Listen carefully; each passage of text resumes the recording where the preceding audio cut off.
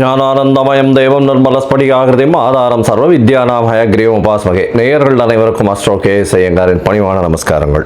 ராகு கேது பெயர்ச்சி 2025 ஏப்ரல் 26ஆம் தேதி சித்திரை மாதம் 13ஆம் நாள் சனிக்கிழமை ரேவதி நட்சத்திரத்தில் இந்த ராகு கேத்துவினுடைய பெயர்ச்சியாகுது. ராகு கேத்து பெயர்ச்சி அப்படின்றது என்ன அப்படின்னா, ராகு கேத்து இந்த ரெண்டு கிரகங்களும், அதாவது ஒரே கிரகங்கள், ஒன்று தலையாகவும் ஒன்று வாலாகவும் கருதப்படுகிறது. இந்த ரெண்டு கிரகங்களும் பார்த்தாலேயானால் 180 பாகையில் ஒன்றுக்கு ஒன்று இருக்கும். இதன் மூலியமாக பார்த்தாலேயானால் எல்லா கிரகங்களும் 7 கிரகங்களும் அதாவது வலப்புறமாக போகும், கிளாக் வைஸில் போகும். ஆனால் ராகு கேத்து மட்டும் இடப்புறமாக போகும், அதாவது ஆன்டி கிளாக் வைஸில் போகும். இதன் மூலியமாக இவ்வளவு நாள் மீன ராசியில் இருந்த ராகு இப்பொழுது கும்பராசிக்கும், கேது கன்னியா ராசியில் இருந்தவர் இப்போ சிம்ம ராசிக்கும் வரார். அதாவது பூரட்டாதி 4ஆம் பாதத்தில் இருந்தவர் பூரட்டாதி 3ஆம் பாதத்துக்கு வரார். உத்திர நட்சத்திரம் 2ஆம் பாதத்தில் இருந்த கேது உத்திர நட்சத்திரம் 1 பாதத்துக்கு வரார். ஸோ இதுதான் ராகு கேத்துவினுடைய மாற்றம். இது 26/4/2025 வருது. இதற்கு அடுத்த ராகு கேது பெயர்ச்சி பார்த்தேனால் 13/11/2026. பொதுவாகவே 1.5 வருஷம் இந்த ராகு கேத்துக்கள் ஒரு ராசியிலையும் இருக்கும். ஒரு ராசியிலிருந்து அடுத்த ராசிக்கு போகிறதுக்கு 18 மாத காலமாகும். ஒரு நட்சத்திர பாதம், அதாவது 9 நட்சத்திர பாதம் கொண்டது ஒரு ராசி. அந்த ஒரு நட்சத்திர பாதம் 2 மாதங்கள் இது எடுத்துக்கும் இந்த ராகு கேது. இந்த ராகு கேது ரெண்டுமே பார்த்தேனால் துர்கிரகங்கள், அதாவது அசுப கிரகங்களாக சொல்லக்கூடியது. அதாவது பாம்பே வலியுது அப்படின்னு சொல்லக்கூடிய அளவுக்கு எல்லாவற்றையும் பிடித்து பீடித்து ஆட்கொள்ளக்கூடிய பாம்புகள். ராகுவை விட கேது மிகவும் கொடுமையானது. இது ராகு கேத்துவினுடைய தன்மை.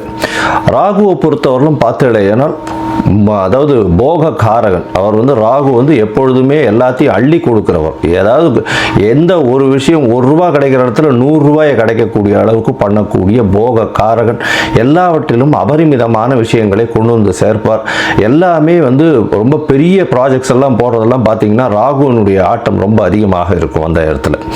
சரி, கேதுவை பற்றி எடுத்தோமானால் எல்லா விஷயத்தையும் சுருக்குவார், தனிமைப்படுத்துவார், அசிங்கப்படுத்துவார், அதாவது கேவலப்படுத்துவார். எல்லாவற்றையும் தானே புரிந்து கொள்ள அளவுக்கு எல்லா விஷயத்தையும் அனலைஸ் பண்ணி அதுக்குள்ளே இருக்கிற விஷயங்களை, மூலக்கூறுகளை சென்று பார்க்கக்கூடிய அளவுக்கு அவர் யோசிக்க வைப்பார்.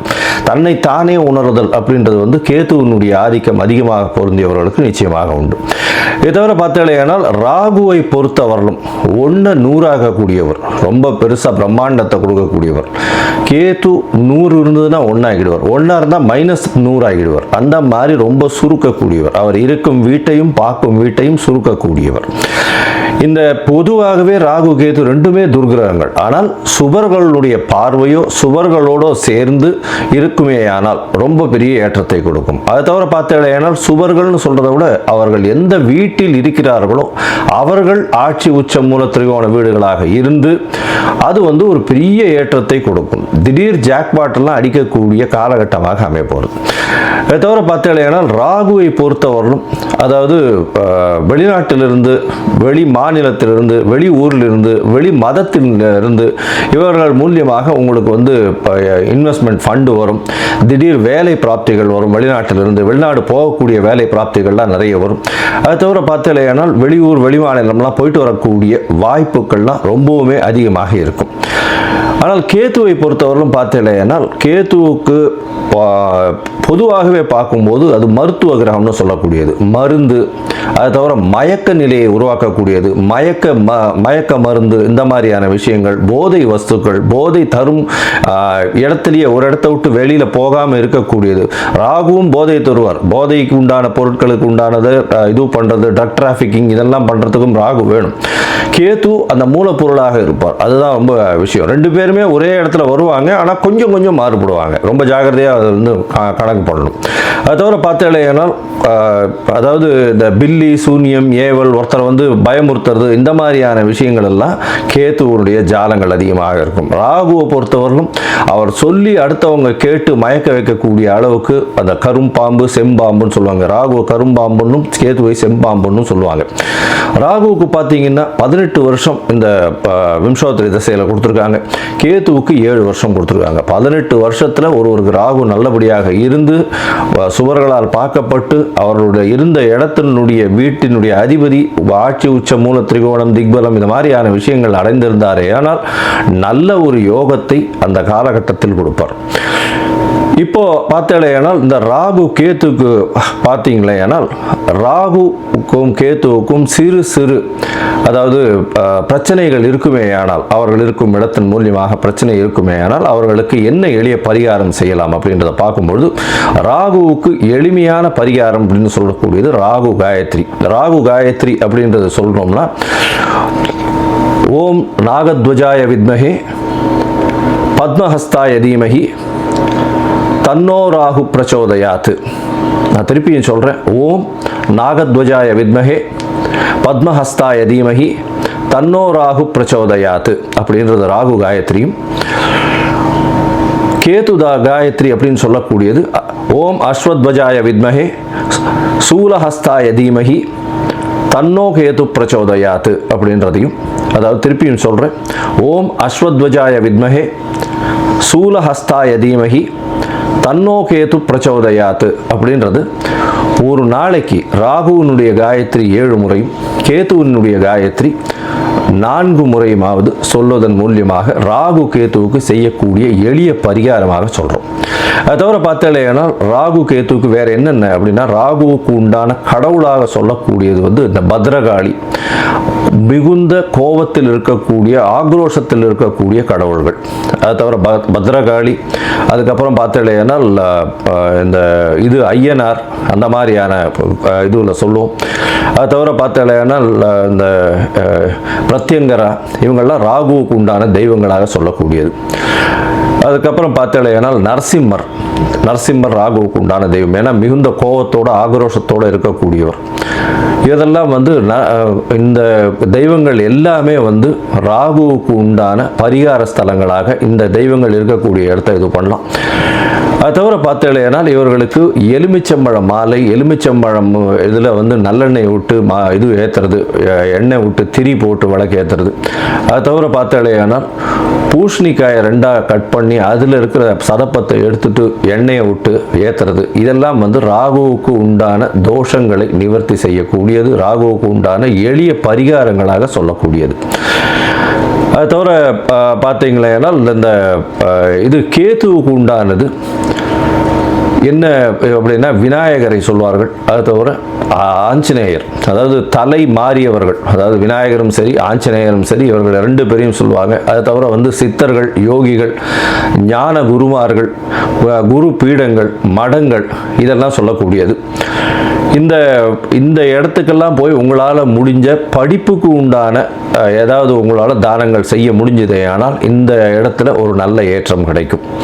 அது தவிர பார்த்தேனால் இந்த இது ஆட்டிசம் சைல்டு, மனநலம் சற்று பேதலித்து குன்றி இருக்கக்கூடிய குழந்தைகள், வளர்ச்சி குன்றிய குழந்தைகளுக்கு உங்களால் முடிந்ததை செய்யும் பொழுது கேத்து பகவானின் மூலியமாக வரக்கூடிய எல்லா பிரச்சனைகளிலிருந்தும் நிச்சயமாக விடுதலை பெறலாம். ராகுவை வந்து கரும்பாம்பு பாம்பு அப்படின்னு சொல்கிறதுனால கரு நீலம் அவருடைய கலராக சொல்லக்கூடியது. அதே மாதிரி பார்த்தேனால் கருப்பு உளுந்து அது அவருடைய தானியம். கேத்துவுக்கு பார்த்தேனால் மல்டி கலர், அதாவது பல வண்ணங்களை கொண்ட ஷர்ட்டு இல்லைன்னா பல வண்ணங்களை கொண்ட விஷயங்களை தானம் பண்ணிங்கன்னா கேத்துவுக்கு பிரீத்தியாக சொல்லக்கூடியது.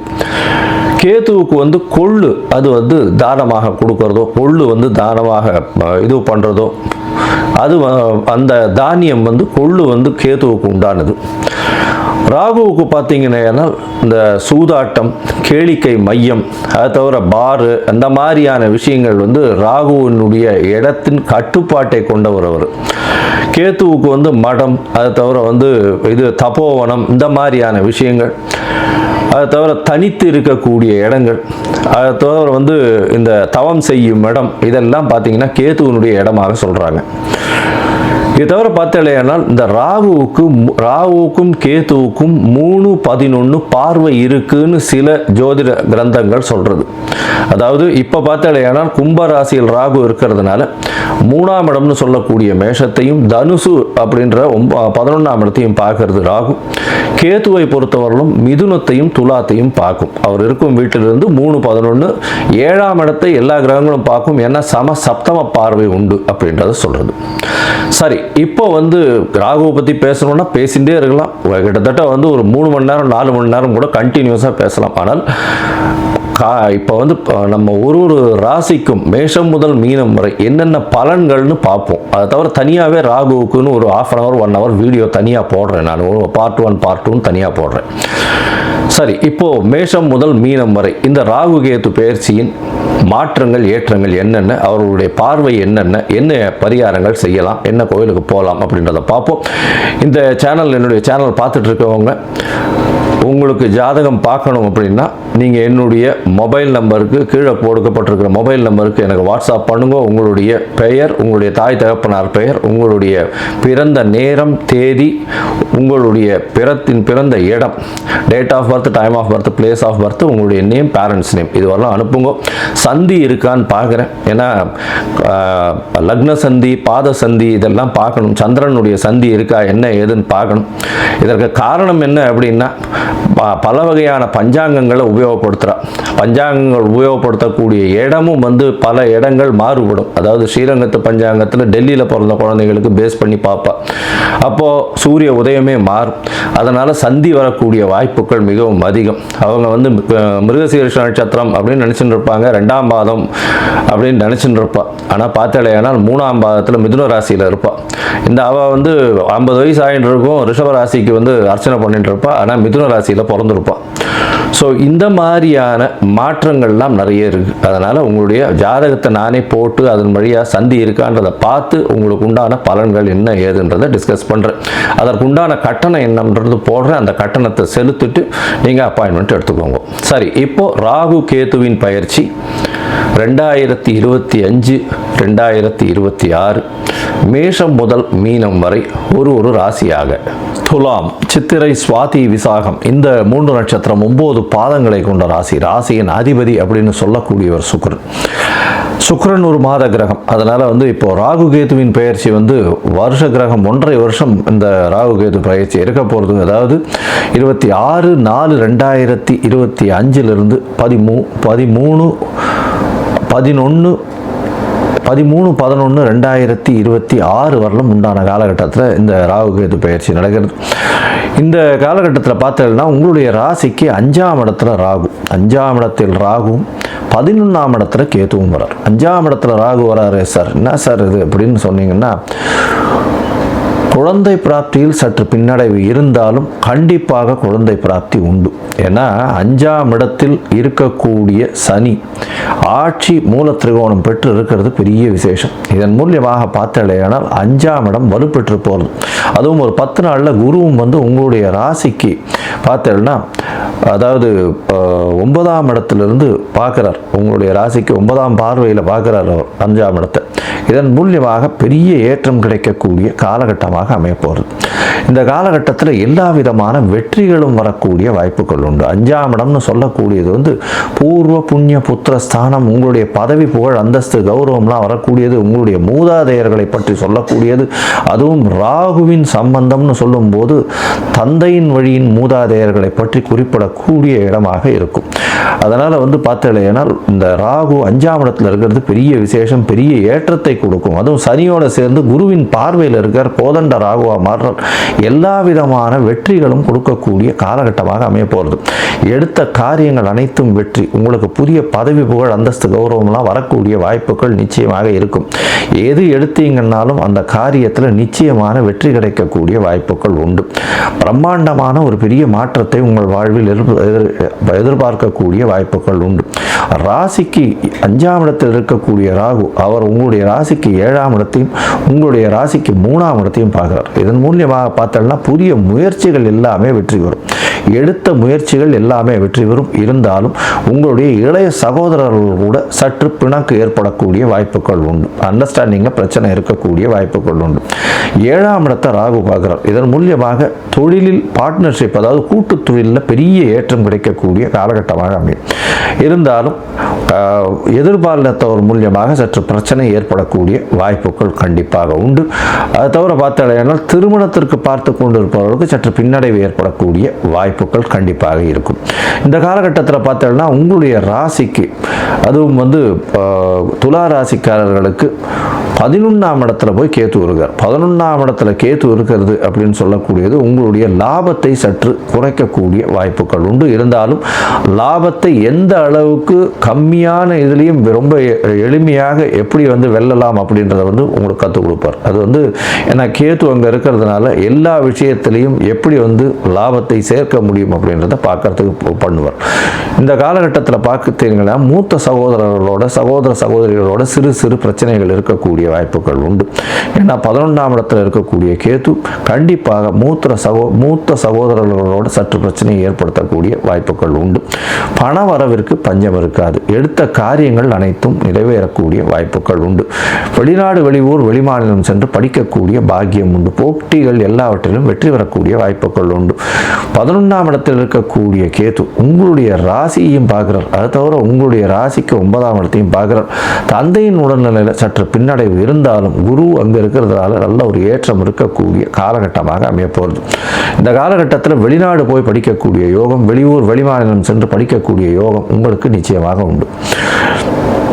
இந்த துளாராசிக்காரர்கள் அதுவும் பார்த்தாலேன்னா கலைத்துறையில் இருக்கிறவங்க, அதை தவிர இந்த டாக்டர்ஸ், சூப்பர் ஸ்பெஷாலிட்டி பண்ணுறவங்க, அவங்களுக்கெல்லாம் பெரிய ஏற்றம் கிடைக்கும். அதை தவிர இந்த பஞ்சு, டெக்ஸ்டைல் இண்டஸ்ட்ரியில் இருக்கிறவங்க, பால் பதனிடும் பொருட்கள், இந்த மாதிரியான விஷயங்கள் இருக்கிறவங்களுக்கெல்லாம் பெரிய ஏற்றம் கிடைக்கக்கூடிய வாய்ப்புகள் உண்டு. கலைத்துறையில் சின்ன திரை, பெரிய திரை, ஆர்டிஸ்ட்டுகள்லாம் பெரிய ஏற்றம், திடீர் ஏற்றம், மாற்றம் இருக்கக்கூடிய வாய்ப்பு. இன்ஃபேக்ட் துளாராசியில் பிறந்த ஆர்டிஸ்டுக்கு இந்த வாட்டி ஒரு பெரிய அவார்டு வரக்கூடிய வாய்ப்புகளும் இந்த காலகட்டத்தில் நிச்சயமாக அமையும்.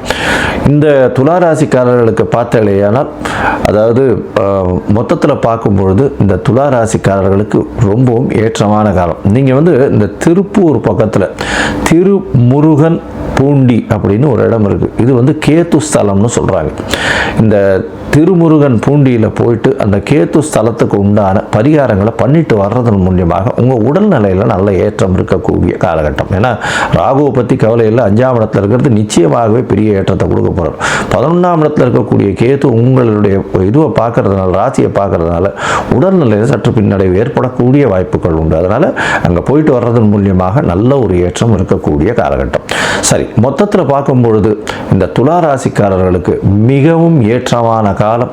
5ஆம் இடத்தில் இருக்கும் ராகு புதிய பதவி, புகழ், அந்தஸ்து, கௌரவம் எல்லாவற்றையும் கொடுக்கக்கூடிய காலகட்டமாக அமையும். இதை தவிர உங்களுக்கு முயற்சிகள் எல்லாமே வெற்றி பெறக்கூடிய வாய்ப்பு உண்டு. எழுத்து பணியில் இருப்பவர்கள், கலைத்துறையில் இருப்பவர்களுக்கு எல்லாம் பெரிய ஏற்றம், திடீர் ஏற்றம், பொருளாதார மாற்றம் இருக்கக்கூடிய காலகட்டம். எடுத்த போட்டிகள் எல்லாவற்றிலும் வெற்றி பெறக்கூடிய வாய்ப்புகள் நிச்சயமாக உண்டு. உங்களுக்கு லாபத்தில் சற்று கம்மியாக இருந்தாலும் நிச்சயமான லாபம் உண்டு, கவலைப்பட தேவையில்லை. உடல் நலத்தில் சற்று கேர்ஃபுல்லாக இருக்கிறது ரொம்பவும் நல்லது, கவனமாக இருப்பது ரொம்பவும் நல்லது.